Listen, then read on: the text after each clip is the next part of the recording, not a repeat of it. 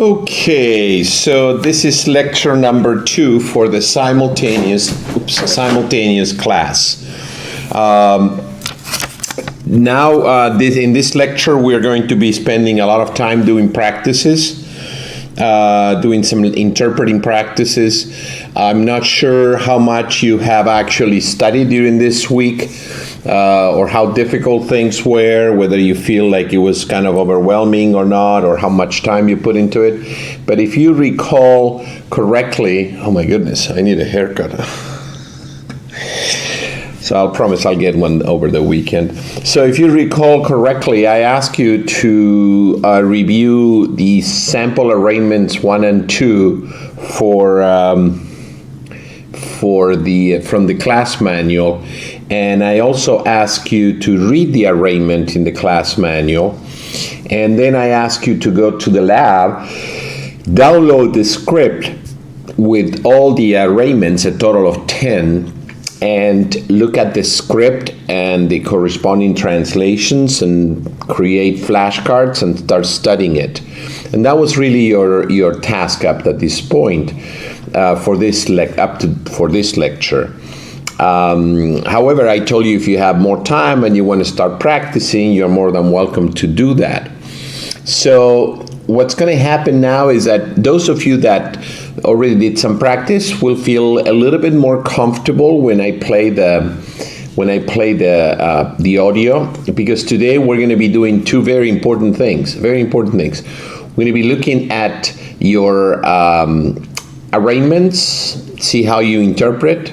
And then we're going to look at a practice to increase that ability to interpret at the same time, which we call the simultaneous mode of interpretation. So I would say that 75% of the lecture today is dedicated to practice and to the development of interpreting skills, particularly in this case, the simultaneous skill.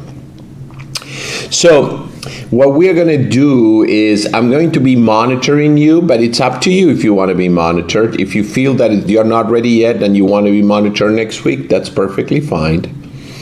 In order for you if you want to be monitored, you will find on top of the player, you will see a blue button that says monitoring. If you click on it, you can do that right now, a Zoom meeting is going to start. It's going to kind of open for you, that Zoom meeting. Let me see if I have it right here. Yeah, I have it right here. And when you open that Zoom meeting, you're going to be placed in what we call a waiting room, and just stay in the waiting room and stay there for the whole duration of the class. What will happen is that when it's your turn to be monitored, I will allow you to come into what we call my virtual space. And I see people already coming, but you have to wait in the waiting room. So once you come into my virtual space, then when I admit you, which I won't yet, see, let me show you what you will see on this side. See, if you were to look at my panel here for this Zoom, you will see people coming in at all times, and everybody's going to come in to the waiting room. Okay. Now, one of the things that will help me tremendously is if you can change your name. If you know how to do that, that'll be great, because sometimes it's only a first name. Sometimes it's just an email. Email address will work for me as well.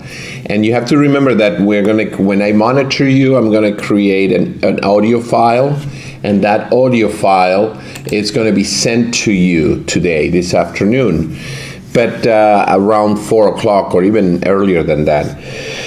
But I can only do that if I know your email address, or if I have a way of identifying you, either email address, or you may want to actually write your full name or your last name.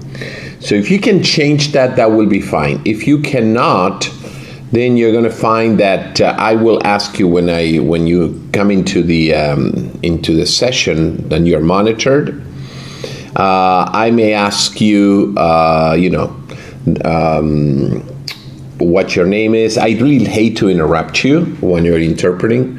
So quite often what I say is, look, if you don't have your email address, or if you don't know how to rename yourself, in the blog, the blog down here where people some already put good morning, and actually good morning everybody. Just put the name that you have in your Zoom, whatever name you're using in your Zoom, and then next to it put equal and your real name. I will be able to capture it from here. Either way works. So what will happen is that when I start playing this arraignment, and when I start playing this, practice to develop skill in simultaneous, I will randomly pick one of you, and I will start admitting you. And then you will need to, on your end, to accept it. If you feel that you are not ready, you don't have to accept it. But, there's no grade, there's nothing. It's just to monitor you, and it's really important. You want to get feedback in regarding your performance. The expectation is that you're going to make a lot of mistakes. Nobody expects you to be perfect. It's second lecture. But you have to start, it's like trying to learn how to drive a car, but that you don't want anybody to correct your mistakes, right? And the sooner you get monitor, and the more feedback you get, the better you're going to get at it. And that's the whole point, right? So I will be, monitoring. Right now I have 7 people in the waiting room. I can assure you I can monitor 7 people. I can monitor up to 15, 18, or maybe even 20. And I'll monitor you in different instances. So, and that means that sometimes you will see that I monitor you one time, and then after that I monitor you another time. So, it's possible that during the same session you get monitored more than once. There's nothing unusual about that. Because sometimes I may get you, it's your turn to come in when you're doing arraignment, but then I want to hear how you interpret when you're doing the skill enhancement, in the learning the simultaneous skill. Clearly, it's difficult for me to monitor twice everybody. Right now I have 7. I can certainly do that for 7. But if I have, we have like 40 people, I just turned out to be a really very popular class. Not everybody's attending live. I mean, we have like, 27, 28. But there will be some more people that may come in, and some people take it on demand for some reason. So the whole point here is for you to just relax, and when I tell you we're going to be interpreting, you just start interpreting. And what I mean by interpret, I'm going to give you some demonstrations as well, so that you know what you need to do for each of the practices. But the idea is that as you hear the original, you interpret at the same time. So we're going to play arraignment this morning 3 to 4 times at different speeds. Okay, so there's going to be at different speeds. And we're going to start slowly. And, the question, of course, is, can I refer to the script, right? You have the script of all these practices. Can you refer to the script? The answer is, yeah, but it's not a good habit. You will find that it is much more difficult to interpret referring to a script, trying to match where the original is and what's on the script, than actually trying to interpret. And the other problem with referring to a script is that the whole point about this is for you to start struggling with the practice, and you don't want to have a script. In court, you're not going to have a script. In your state exam, you're not going to have a script. So the idea for you is just to start giving, put your best effort. That's all. You don't have to be perfect. Nobody's judging you. Nobody's grading you. I'm trying to find out the good things and the bad things. See, everybody has a natural skill for this. Some of them, some students come with a very well-developed natural skill when it comes to simultaneous. Others need to do more work. So that's one of the things that I'm trying to, that I attempt to identify right now. If you have a good natural skill, which means that you have the ability to hear in one language and interpret into the other language, which is not an easy skill, but most people have it to a certain degree, just to find out to what degree, so that way I can get some more idea about your performance, what you need, whatever the case is. It's just all about benefiting you, not about giving you a grade or judging you or anything like that. Now, when I connect you, you don't have to show me your video if you don't want to. It's up to you, but you don't have to. But it is important that you are connected with a microphone, right? So when you access the site, when you access Zoom, I'm sure that it asks you whether you are going to be, if you're going to use the computer audio. You have to make sure that you have clicked computer audio as you come in. Sometimes the system doesn't show you that because in the past you already used computer audio and you click somewhere saying, there's at the bottom of a box, it says that don't ask again, which you can do that now if you want, if you haven't done it before. When you access again, just click on that, and that way you're not going to have any problems. What are the issues that I've seen throughout this couple of quarters? We started with this one or 2 quarters ago because we didn't have the technology to integrate all this. But what is it that so what are the issues that I've seen in terms of connecting with Zoom and things like that? Well, the main issue is that when you access Zoom, I notice that you do not, or the students sometimes do not click on computer audio. Sometimes they don't see it because it's at the in the bottom at the desk or whatever it's called, at the bottom menu. But the truth of the matter is that if you don't click on it, I won't be able to hear you and you won't be able to hear me. So if I admit somebody who is in that situation, I'll take note of it, but you'll realize that I ask you to be admitted, you responded to it, and then suddenly you are taken back to the waiting room, like maybe 10, 15 seconds later. That's an indication that I cannot hear you. And I can't speak to you anyway because you can't hear me either. If you have not selected computer audio as you come in, then that's going to be a problem, okay? So once again, to be able to access for monitoring, all you got to do is click on the blue button that is on top of the player that says monitoring. And please, let's do this as a general practice. Every time you come in, to the class, just already click on it. Already click on the monitoring. If I haven't opened my panel yet, it will say wait for the host, but eventually when I open up my panel, you will be able to come in, all right? So you basically access the class, and then the first thing you do is you click on that monitoring. If you can do it like a few minutes before. I usually start broadcasting 8 minutes before. So just to give you the opportunity to access to the class and then actually to have to access to the monitoring system. And that's pretty much how we're going to operate with this. There's going to be some issues in terms of technical issues and that stuff, but we're going to streamline that eventually with each of you. And you will be able to connect without any problems. So right now I have several people that are connected. I'm not sure how many, but there are many, 15 I believe. That's pretty good. So, and I also know, for example, that when I see Angel is Angel Parra. So what I'm going to look at this. Oh, you did change it, Angel. So for example, I have Andrea G. With that I can identify. Christian, I'm sure I can identify if that is your name when you register. I don't think there are 2 Christians, but there could be. David is fine. Then I have, does it say, I'm going to need my glasses, but I think it says Luz Martinez or something to that effect, or F. Cruz Martinez, which I may be able to identify. Then it says Gabriel 2. I'm not sure who Gabriel 2 is.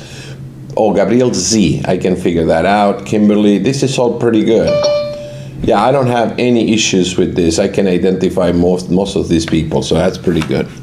So the way we're going to structure this lecture today, again, is going to be practice, lots of arraignments, identical to the lab.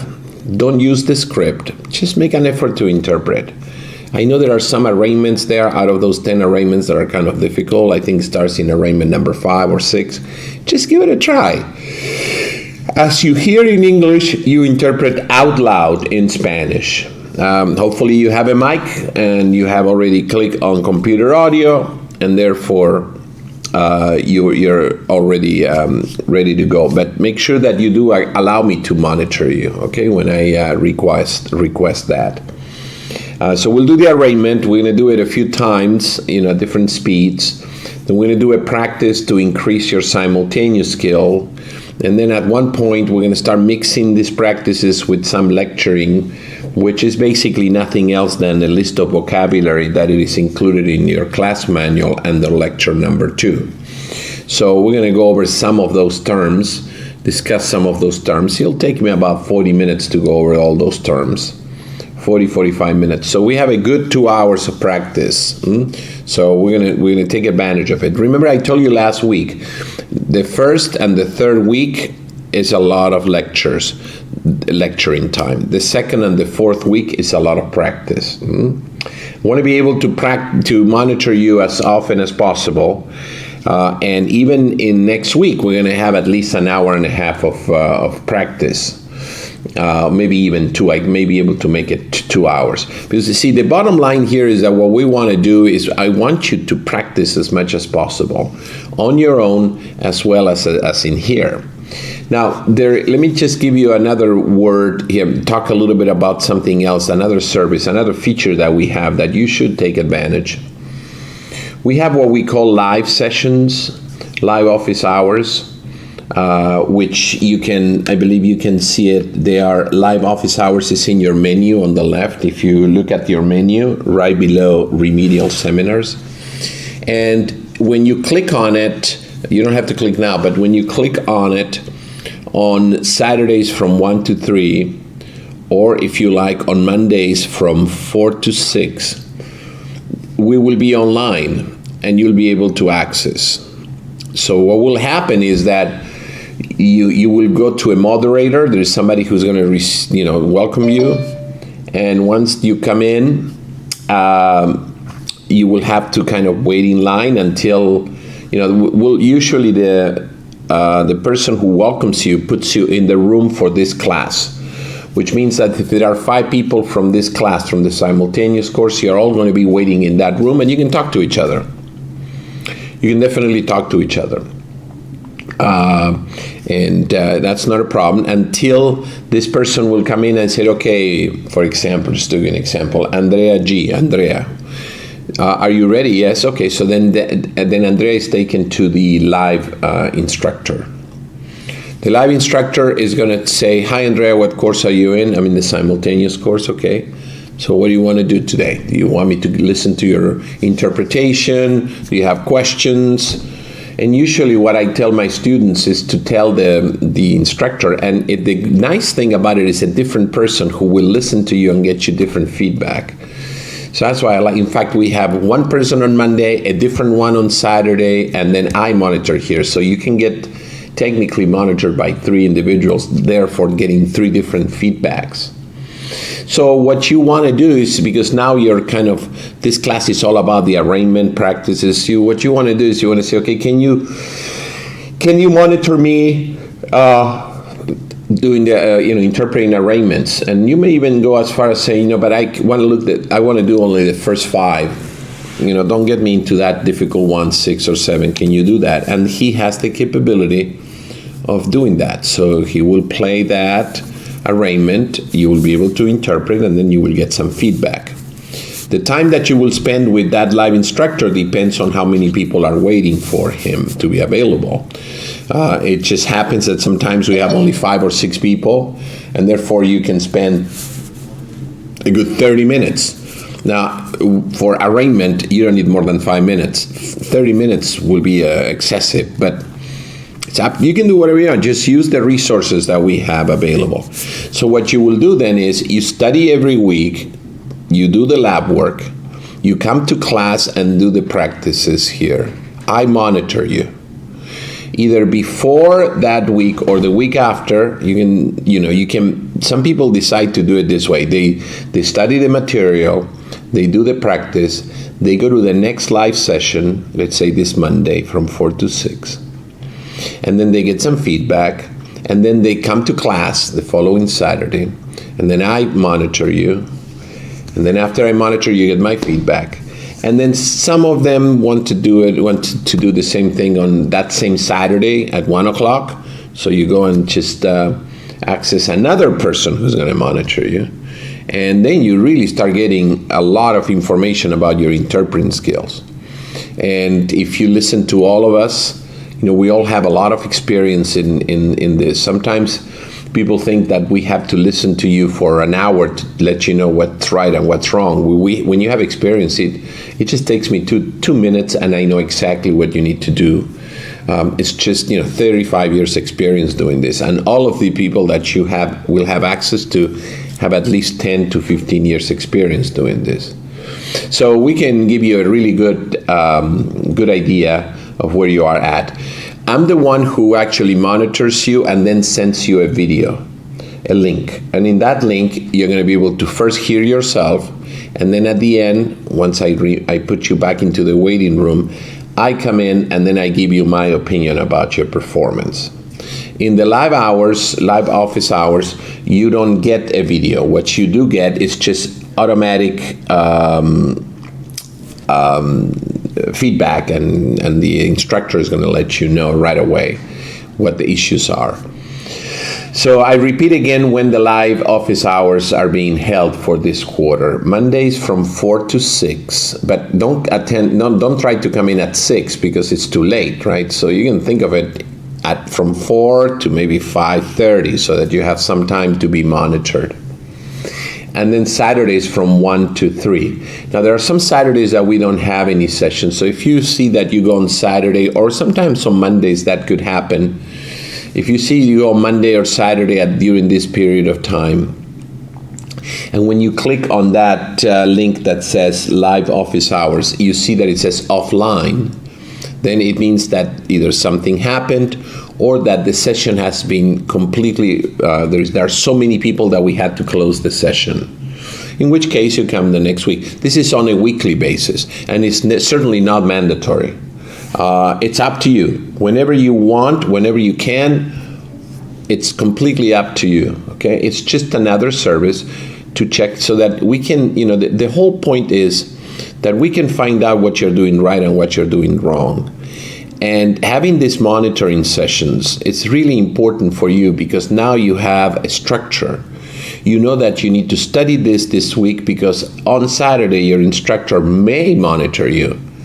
And I say may because I usually monitor a certain number of people. If I have 40 people at once, I can monitor 40.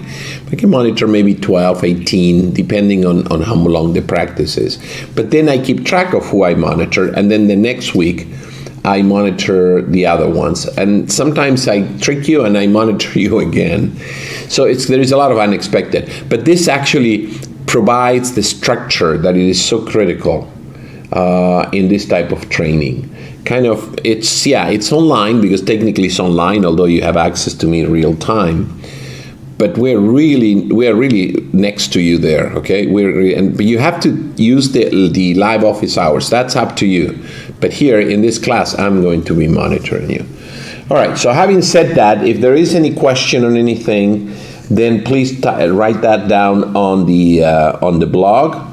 And again, if you notice that I admit you, and then suddenly I send you back to the waiting room, that's because there is an issue with your system there. So we'll discuss it.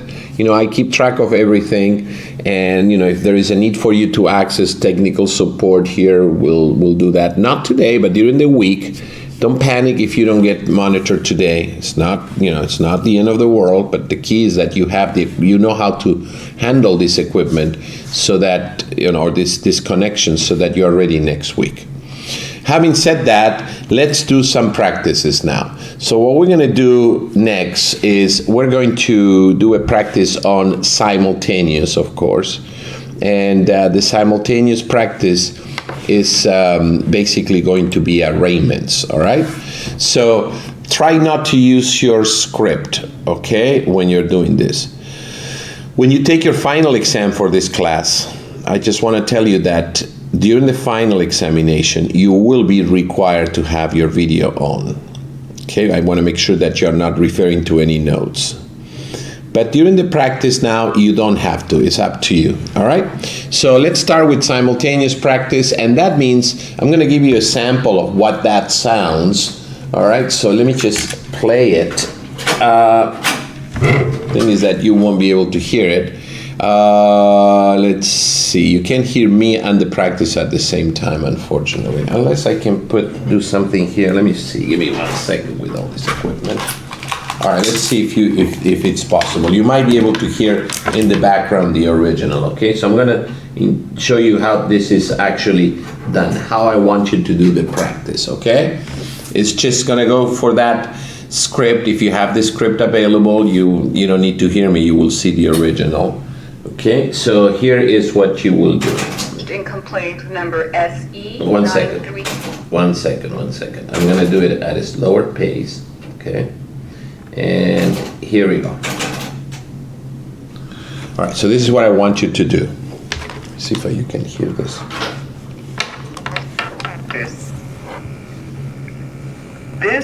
Esta es la causa de la Fiscalía contra Alberto Zamora. ¿Es Alberto Zamora su nombre verdadero y correcto? Yes.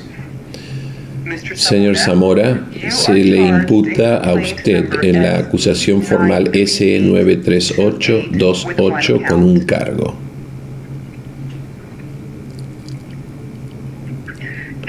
El cargo número 1 le imputa de que el 12 de mayo de 2008 usted quebrantó el artículo 273.5 del Código Penal, conocido como violencia en el hogar, un delito menor. Señor Zamora, ¿cómo se declara esta acusación? Not guilty. Se fija la caución en el monto de $25,000. La audiencia previa al juicio se fija para el 25 de mayo de 2008 a las 8 de la mañana en este juzgado. Gracias. Okay, so that's what you need to do, to the best of your abilities, okay? You're not going to necessarily do that exactly the way I just did this. So we'll talk about the written exam later on. Let's just concentrate on the practice right now, all right? So having said that, let's just start the practice, and I'll start monitoring you, okay?